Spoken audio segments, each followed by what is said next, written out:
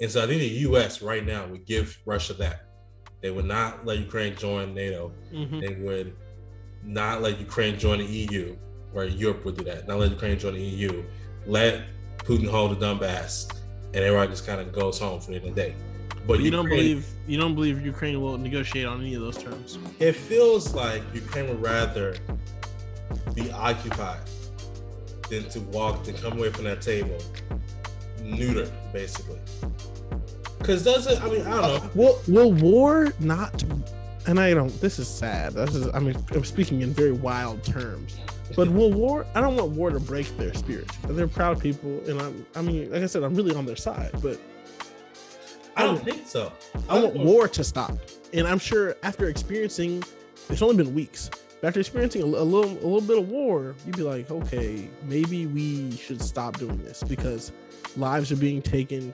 Land is our infrastructure, buildings, homes, lives are being destroyed into both human way and everything external of human life. It's all being destroyed. And at a certain point, it's not worth to continue fighting because your whole country has been flattened by shells. Let me use a very graphic example to kind of bring it home for you. What if your next door neighbor, I don't know this guy, pulls up to your house. He's like, I want the downstairs area. And you're like, no, you cannot have the downstairs in my house. He kills your dog and your brother. He's like, give me the downstairs area. And then I come over and I'm like, Ervin, I think you should get the downstairs area. Look, you get to keep the upstairs. I guarantee it. You keep the upstairs, but they don't have it. You don't have the downstairs area. And you're like, are you insane? He killed my dog. Are you serious? I'm not supposed to play this game with you. No, he can't have it. I'm gonna fight. I'm not supposed to just give this to him. It's my house. He had no business coming up in here in the first place, and you know that's wrong. It's a fact. It's a very nice illustration. It is morbid and dark, but it's a very good illustration. Yeah, so Ukraine is like, what do you mean give him the Donbass? He invaded me. Ukraine doesn't want that option. I think they'll rather go ahead and try to take over. We'll drain your economy, and we'll keep fighting guerrilla warfare style until the day that we get this back.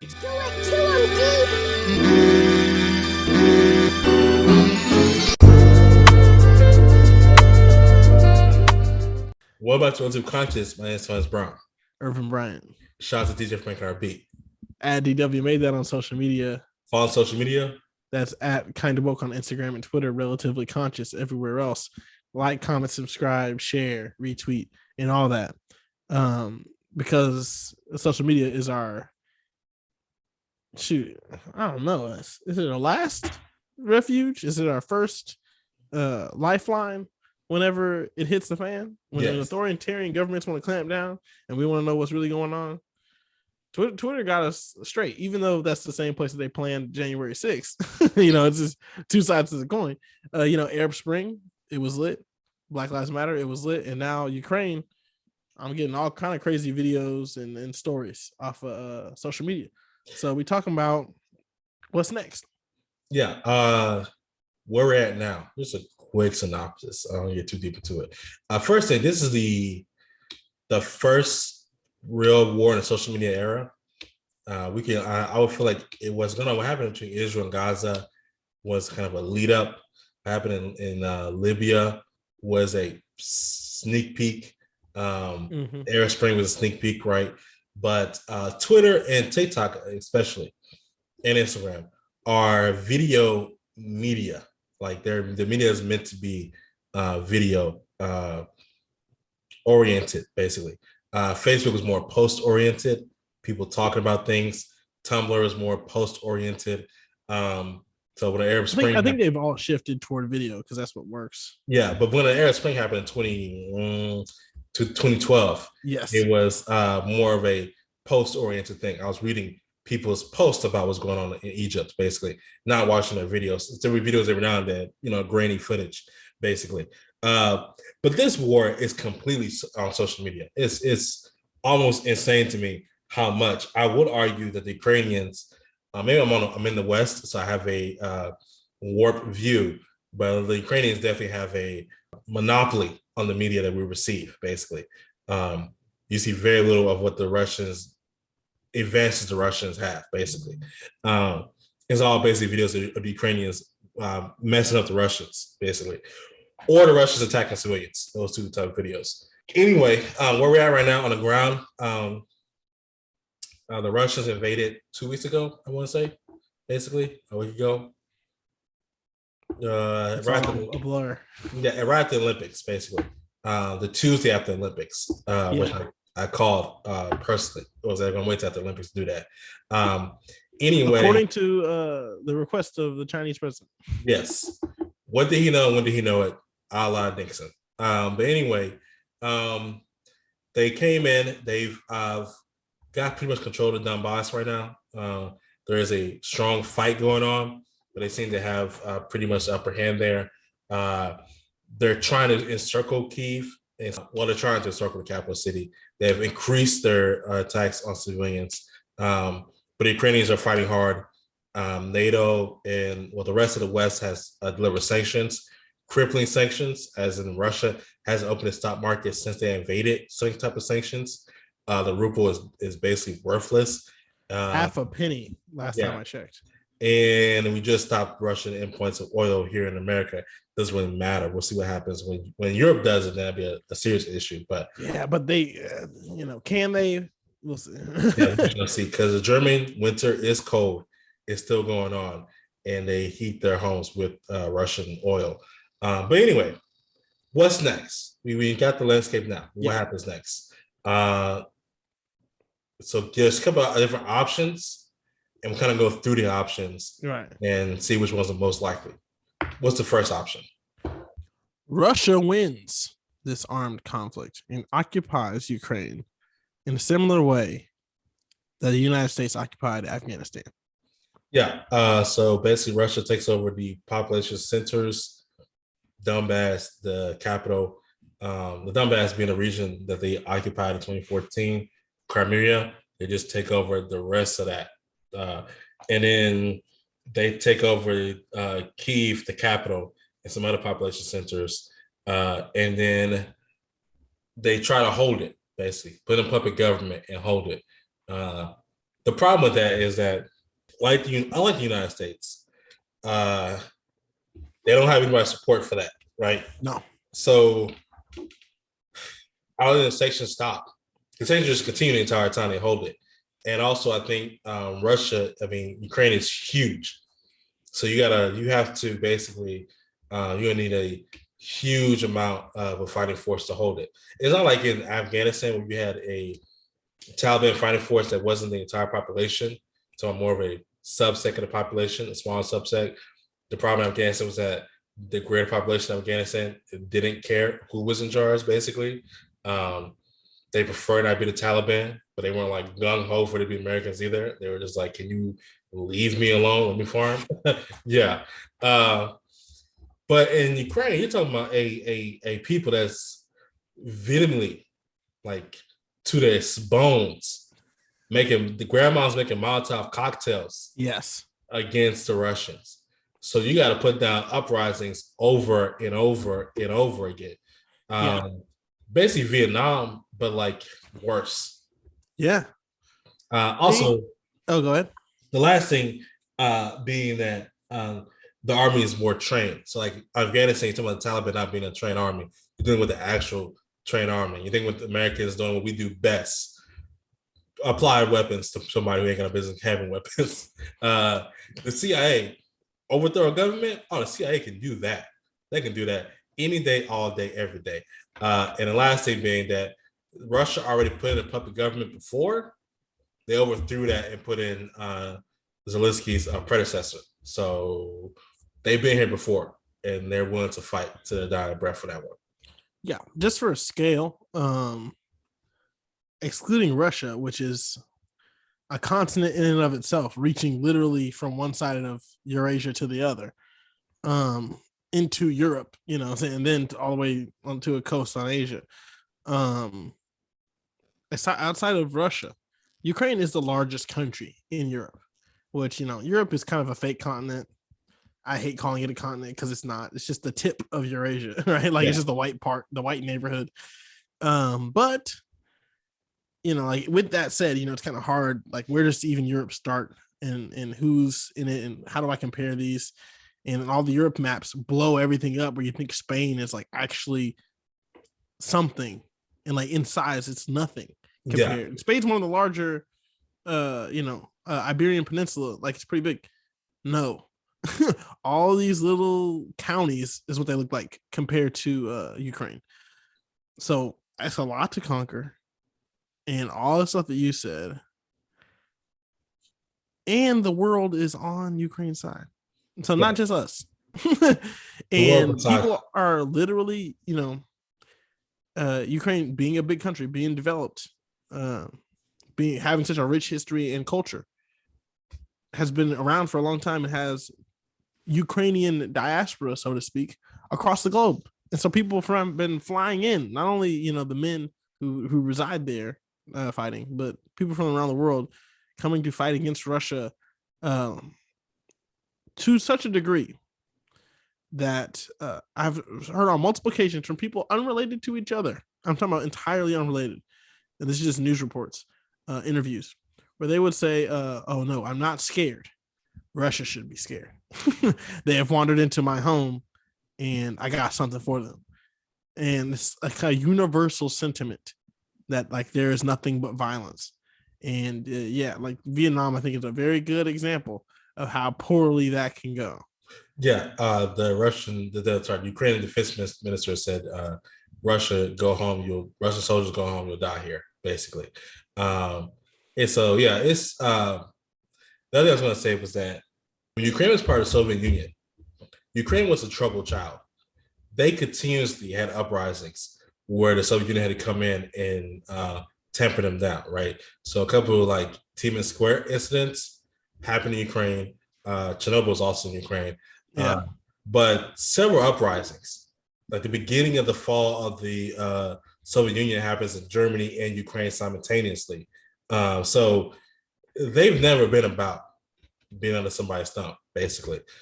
So I think that while probably the most likely scenario is the most costly for Russia outside of World War III. You think that's the most likely that they occupy like Afghanistan? I think so. Because the next one option can be talks, negotiation. I don't think Putin wants negotiation. He doesn't want it. And so, and Ukraine is not going to give him what he wants to be able to walk away. We'll get into that. But the main thing is that if he can't lose, yes, then he must occupy. Yes. The question is, how long can he occupy? Okay. Yeah. So he can occupy, for like a year, 2 years. His army is big enough to take over and try to occupy, but the strain in the economy is going to be just drastic, basically. And so, how long can he occupy is only the question. Yeah. Yeah. So I think that's more likely. Okay. That makes sense. It sucks, but that makes sense. So outcome number 2, which I'm leaning toward, is that Russia never really wins, but then has to come to the negotiating table with Crimea, where they get the Donbass region, Crimea, and a little something, kind of like North Korea. Right. Well, like the Koreas were 1954. At the end of the Korea War, where there was a ceasefire and the lines were drawn, and we kind of stayed there, basically. Perpetual conflict. Yeah. And so basically, Russia gets Crimea, what they already have. They already annexed. They get the Donbass, which is the other side of that, the side closest to Russia. But those are rogue states. Yeah, rogue state. I don't like using the term rogue states. Yeah, it's weird. Yeah, that's more of Russia's favor. Right. They took over that for no reason. Yeah. But I mean, hey, if on the negotiating table, that's a given. Yeah. Right? That's what they're claiming is their territory. Yeah. And so they get that. Ukraine gets to pretty much stay whole besides that. And then Ukraine doesn't join NATO.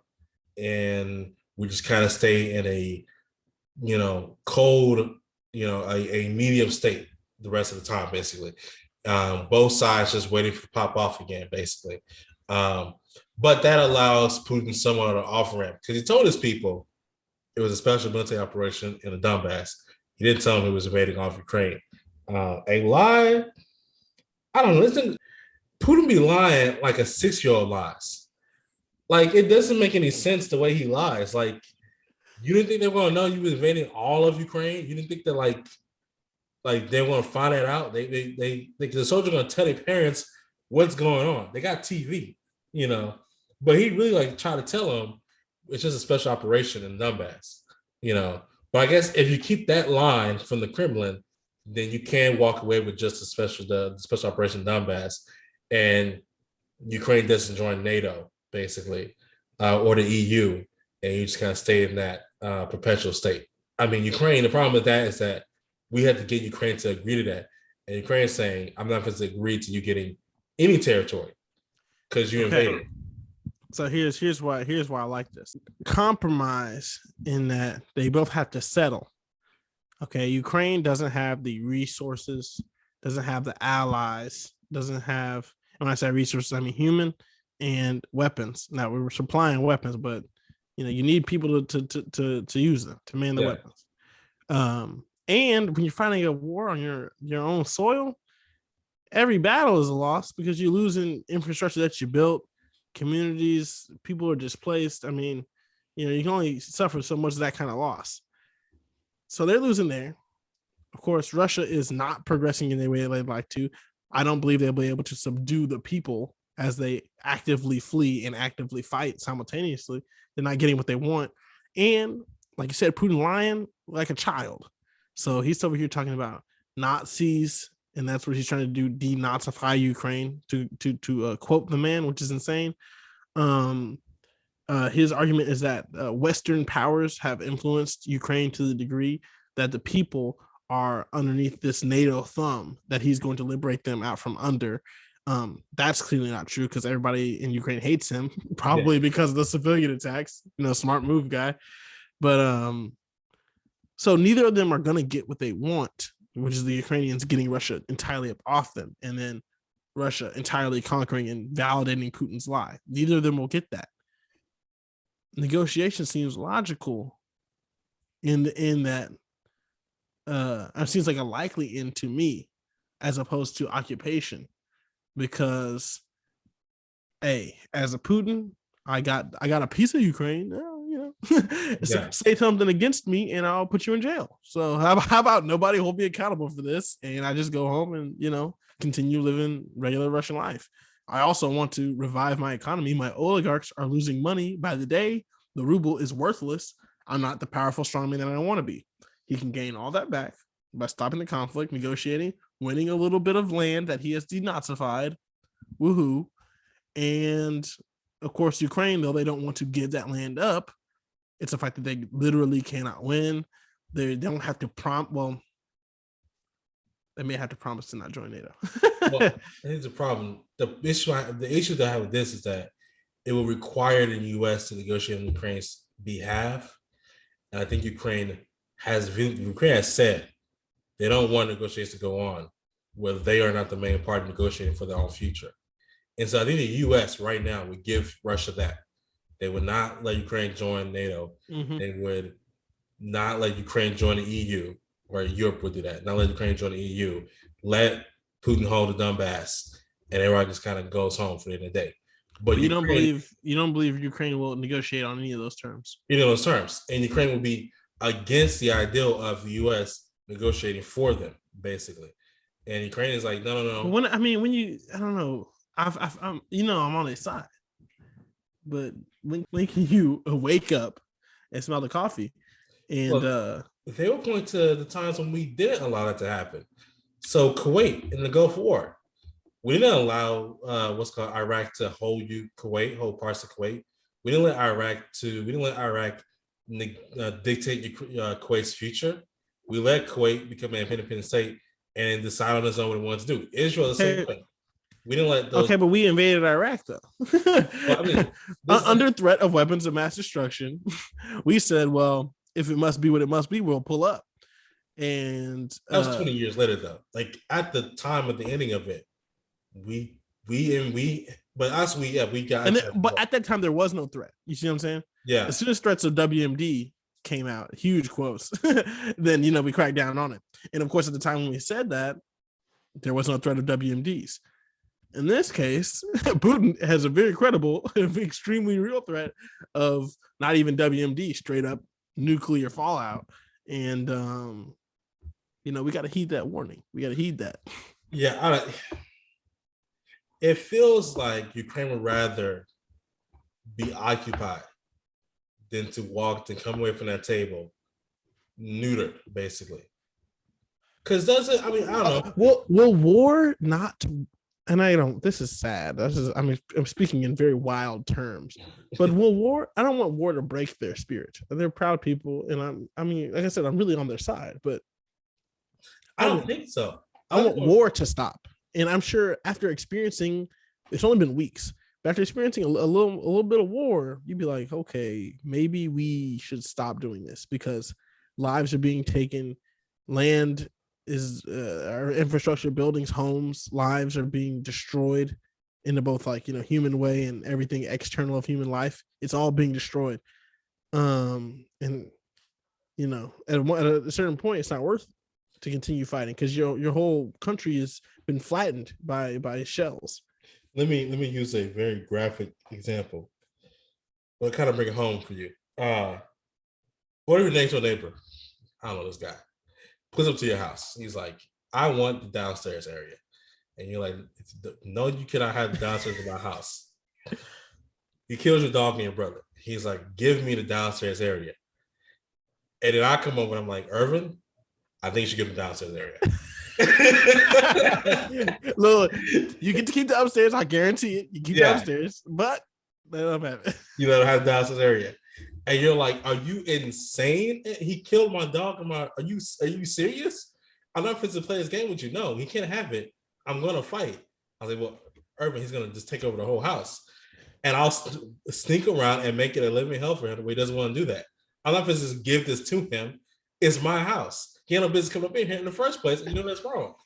It's a fact. I mean, it's a very nice illustration. It is morbid and dark, but it's a very good illustration. Yeah, and so Ukraine is like, what do you mean give him the Donbass? He invaded me. I wasn't doing anything. He invaded me. So yeah, I'm your own business. Yeah, and so that's why I feel like Ukraine doesn't want that option. I think they'll rather go ahead and try to take over. We'll drain your economy, and we'll keep fighting guerrilla warfare style until the day that we get this back. Because also remember, time is different anywhere else but the United States of America. The United States or the West, maybe. Well, even not just United States. We think of time in like time of presidents. I think 4 years is probably like the cap we think of things. Maybe decades. In old country, yeah, they got churches longer than the United States. And so this conflict, however long it lasts, is a page in a book. Yeah. And so I'm willing to deal with this however long it lasts, because at the end of the day, the unified Ukraine needs to happen. Yeah. 2 years of occupation is a dark day in the Ukrainian history book. Yeah. For the United States, it's a whole lecture class. Yeah. Them is for a little bit the Russians were here, but then we kicked them out. Yeah, we handle biz, so don't even worry about that. Next option. Yeah. Third, NATO allies get more involved, and this dissolves into a bigger conflict, aka I'm laughing because it's just like wild. It's not funny. Yeah. It's a nervous laugh, but aka World War III. Yeah, well, I say World War I because World War I was based off a bunch of allies.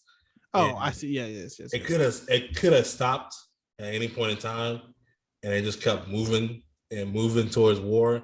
And people were like, "Hey, maybe we should chill out." Like at one point, the German chancellor sends an email to the Australia-Hungary chancellor. An email? Sends a letter. It's like, "I think we need to chill. Yeah, I think you need to chill." And he's like, "Ain't no more chill. Ain't no chill. He murdered my father, my son, and get out of here with that. Plus, we have a alliance, so be ready to fight. Yeah, and See you in the trenches. Yeah, see you in the trenches. And Germany was like, Germany could have just said, "We're not going to fight on your behalf." The war would have stopped. But then Germany was like, "Well, I'm not I'm not a punk. So I got to ride. I got to ride." Yeah, and then Russia was like, "Well, I'm no punk either. So since you, Look, what you want to do?" On hood, on the set. Yeah, and so it just the entire time, someone could have been like, "Hey guys, can we chill out? Can we like calm down?" This is what we feel like we're heading towards right now. All of Europe said, "I ain't no punk." But what's interesting here is, see, this is why it's World War III, because it's evolved. They took the best parts of the original and the sequel. you raise the stakes because not only do you have a select group of authoritarian states who have expansion on the brain, which would be North Korea, China, Russia, but you got a little Cold War vibe, East versus West. What? Yeah. And then you got the alliance, from World War II. I mean, it's a whole new, and I'll call the Cold War like the spinoff, or like the adapted for television version. That was a long running series for a few decades. Right. And now it's time for the finale in the final film, part 3. Yeah. The what would have to happen here is that because Biden is a rational person, some people call him a dove. The terminology feels weird to me. I mean, even though the dove is the animal of the Phi Beta Sigma Fraternity Incorporated. Oh, that's why. Okay. I still feel like when we talk about dove and foreign policy terminology, like dove versus hawk, he's averse to war. Yeah, dove feels like a weak thing. I know he just doesn't want to go to war. He knows, he was born in 1948, right after World War II. And so his classmates went and died in Vietnam in the droves. And so, because he's not like he's not from a rich family. So people he grew up with in Delaware was going to that jungle. So, he's seen that on the first hand. I thought he was from Scranton. Scranton is in Philadelphia. He's from Delaware and Scranton, like 2 places. Oh. Right? But yeah, people in Scranton, his classmates. Yeah, and there too. Yeah, going to that war and dying in that jungle. And then we go to war in Iraq. His own son goes and serves in Iraq and Afghanistan. So he's seen it up close and personal. And so he is averse to it. So this is why I believe it's more of a Putin aspect. Putin decides that he's already said this yesterday, that the sanctions are economic warfare, they need to respond. And so whatever that means. But the whole questions of how we get them, how do we get Ukraine fighter jets is a whole question, because we send them from Poland and they fly into Ukrainian airspace because they came from Poland. Does that count as a way for him to strike Poland, which is a NATO ally, which means World War III? Because World War I, that is what happened in the United States. We were giving England weapons, and then they sunk a ship that we're carrying weapons on. And that's how we got pulled into the war, basically. And so I think that's the least likely, maybe the least likely of what happened. Well, not the least likely. Least likely is Ukraine wins. But that's the next least likely thing that happens, because that immediately goes to nukes. Because like if Russia starts losing, because if all of America gets involved and everybody else gets involved, Russia starts losing. Putin cannot allow himself to lose. So the next thing he must do is nukes, and he has nukes that can reach United States of America. And so your goal is going to be to launch one that hits us before we start fighting, basically. Take us out the fight before you get involved in it, a la us taking. Does that take us out of the fight? You got to see. He at least has to try. Because if we get involved, we're going to Moscow. Yeah, it's going down. It's a wrap. That's right. Yeah. So like he has to, at that point he has to try, because it's happened, basically. The question is Putin crazy, or is he suicidal? Because that's suicidal. That's suicidal. That's what I'm saying. I'm like, that doesn't take us out the fight. That locks in your demise. Yeah. I've always thought he was. I've always operated on the idea that he's crazy, which is a completely different thing, but not that he's suicidal. And so, if option 3 happens, he's suicidal or completely irrational. You know, but I just don't. I don't foresee that happening at all. Man. You know, I foresee us being so adverse to a full scale war worldwide. They're willing to offer up Ukraine on the table like option 2 and allow Ukraine to have parts taken over from it because we don't want anything else to happen. Okay, now we got the last option. Option 4. Ukraine wins. Yeah, what's the analogy I gave? Similar to the Gulf War. I should have done the 6-Day War with Israel. That's more analogous to it. That would be pretty cool. Far less controversial than when Israel did it. So basically, Putin's got conscripts. He's got they're not professional fighters. They got draftees. And like Vietnam, draftees just don't fight very well. You know, you can throw them at a problem until you solve the problem, but you're going to be throwing draftees at a problem. And so Ukraine wins because draftees keep surrendering, which is happening right now. They're surrendering. Ukraine wins because the drain of the if Europe decides to no longer import oil, Germany's like, you know what, we're being the cold. I can't do this anymore. Let it warm up for a second. Yeah. Which could happen once we get to April. Spring is creeping up. Yeah, that could be a real possibility. And that starts happening, and China decides not to buy oil from Russia, which Xi Jinping is a gangster. And like most gangsters, he knows when his homeboy's been beat. Bro, sometimes you gotta take that fall, bro. Sometimes I gotta snitch. Okay. Yeah, and so he could just let Russia drown. Also, Xi Jinping is a calculating man. Yeah, you know, they're both megalomaniacal autocrats, but one of them seems to be unhinged, and the other one seems to be very much the political mastermind. Yeah, and Xi Jinping, it's like, why? You know, you're my bigger, more violent brother to the north, and so I can rock with you. We both do the communist thing, but you keep on acting crazy. You know what I'm saying? I don't necessarily need you. I can let you fall. You haven't watched The Godfather, but it's Michael's older brother in The Godfather. I watched it a couple weeks ago. I was thinking, have I talked to Tony about this? But yes. Oh yeah, it's Michael's older brother in The Godfather. Sonny. Santino. Yeah, Sonny Santino. He's wild. He's crazy. Killed. Yeah. And it may end up with him being in a toll booth, basically, right? Yeah. But Michael may just, Hey, and look, and Michael cold-blooded. Yeah. Because it was best for the family. So yeah, I could see that happening. But that's the only way Ukraine wins if Russia becomes so economically dogged that they can't afford to fight anymore. But for some reason, option 3 to me, that's option 4.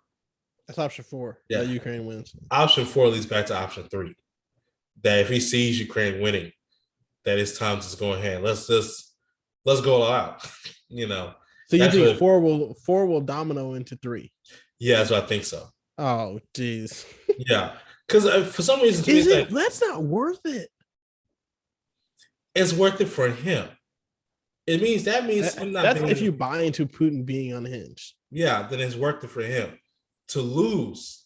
Like actually lose. Because if he calls everything off tomorrow, McDonald's comes back.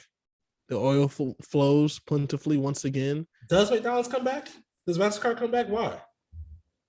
Well, because the American people, these are American companies now. Yeah. American people aren't mad at Russia anymore. That's the main thing. There was public pressure. Yeah, I don't know. I get the feeling that because we did not think about Ukraine. Americans probably I'm talking about the vast majority would have a hard time finding Ukraine on the map. So, give it a couple months, and McDonald's go ahead and open up those fast food restaurants again. But the problem is, he's raised interest rates to 20%. He's closed the stock market. The ruble is like worthless. I don't think sanctions immediately turn back on. Like, I don't think he's being allowed back into the SWIFT because you must be punished for this, even if you call off tomorrow. This is true. You got to learn your lesson. You got to learn your lesson. So it's got to hurt. Also, I think that people are starting to think about regime change, a word we're going to use very lightly, because that always leads to a lot of things. But people start talking about regime change, are like, if we see Russia losing, why don't we just go ahead and go for the head of the snake and cut it off? I think people are going to listen. When we see Russia losing, when Americans see that, I think if Americans see Russia losing, Europeans see Russia losing, and it's because sanctions are so hard. Why wouldn't just keep the sanctions on? Americans are super scared of foreign conflict, and a lot of us like Russia. I don't know. It's interesting. Those are the most. I don't know. Those who I would assume would be the most hawkish among us actually like Russia. You think so? I'm talking about in the voting populace. Oh yeah. I don't know. Most hawkish among us wants to fight. So it's very interesting. It's weird. We can have another episode about the politics here at home. It's very strange. But the option is maybe Ukraine wins. Is I think dominoes back at the 4, back in the 3 of global conflict. I don't think he's allowed us to lose. But again, I think the most likely option, Russia takes over and tries to hold it, and I do think that leads to the demise of Russia as a world power. I think it cuts off their economy, bleeds so much, from this, that and their money becomes so worthless that he has an issue at home, basically, and if people at home in Russia can't buy bread, that's when issues, we have things become an issue. This is what exactly happened to Russia in the First World War. This is why I keep going back to the First World War, because in 1916 was when the Bolsheviks had a revolution, because World War I was draining their economy and people could eat. Either way, interesting news for insane people and cartographers. The maps will likely change, and I do like map changes. Yeah, like I said, it's only good news if you really ignore the bloodshed. But I'm like, on the other side of the coin, maps. Hey, that's gonna be fun. Also, yeah, I really do think Putin just underappreciated. This is a classic case. Yeah, and I think the Iraq War is another classic case of this. When you have too many yes men and people are not allowed to say no. And there's another classic case of when you have too many yes men, people are not allowed to say no. Because then the machinations of a world leader can have all types of crazy fallout. That's why if you're gonna have a cabinet, you need to have somebody in there who's allowed to say no to you, call you crazy, say you're stupid to your face. Because if not, you're gonna get into type of situations, where you invade a sovereign nation based off of lies. Yeah, that's Iraq and Ukraine. Though one thing I would say is that Iraq is less malicious, and Ukraine is more a malicious invasion. I think Iraq is funny. We can get into it at some point, but yeah. But I mean, George Bush, I don't think is comparable to Vladimir Putin. Yeah. But I think the yes men in the office and nobody tells you no is comparable to when people can make bad decisions. And this to me is a bad decision that was made because nobody told him, hey, what huh? No. You want to do what? Yeah. Nazis, you say? I don't think you're looking at this squarely. Yeah. Like, you sure about that? What are you reading? Yeah. So you think they're just going to roll over? That Zelensky's just going to leave? Really? Yeah. Oh, last thing. In the whole option 3, option 2, where Ukraine, where they negotiate, Zelensky can no longer be president. That's the reason why Ukraine. I'm about to cuss. That's not gonna happen. That's not gonna happen. That's why Ukraine won't like. Because it's funny because Zelensky being, as his character shown so far, will take that L for his people. It's pretty, that's not bad. He was an actor before anyway, a comedian. Yeah. He's gonna be fine. I don't know. I think, but the people would not allow it. Yeah. Also, I don't know if Zelensky would take that L. I think Zelensky would be like, what do I look like allowing Russia to keep parts of my country? Like I don't know. No, I'm saying, okay. Yeah, he's too much in La La Land. Yeah. In make believe, they keep 100% of the land that is currently known as Ukraine. Yeah, but Zelensky got to go and no NATO. That I could probably see that happening, but I don't know. Zelensky feels like too much of a real, a trill guy that he's just not fit to let it happen. Zelensky's the trillist. Yeah, he's just like, you want me to do what? No, I'm joining NATO. I'm not going to have to happen again. You don't run me. Yeah, he just signed an application to join the EU. He was like, I'm doing this. Yeah, and so they keep trying to kill him too. That's insane. Multiple assassination attempts. Yeah. So yeah, he's been man of the year. Time magazine. I've been thinking that. I'm like, bro, Time magazine as of late keeps naming groups, and they could just name the people of Ukraine like a bunch of punks. But I think they need to go ahead and name Volodymyr.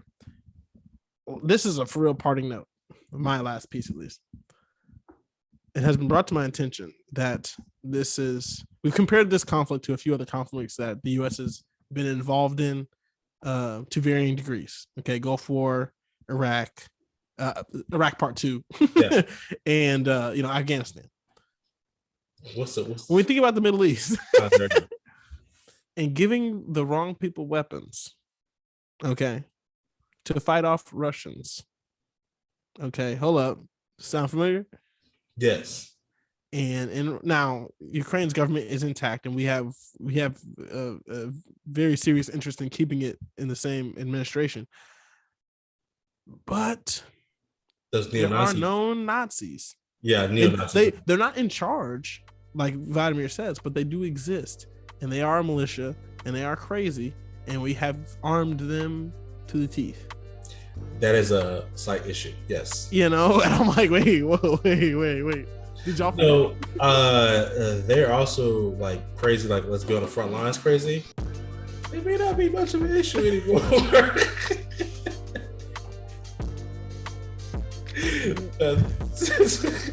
It's okay to laugh at the death of Nazis, I think. Yeah, for real though, like they may not really be much of an issue anymore. How much is left in their ranks, but it is something to think about.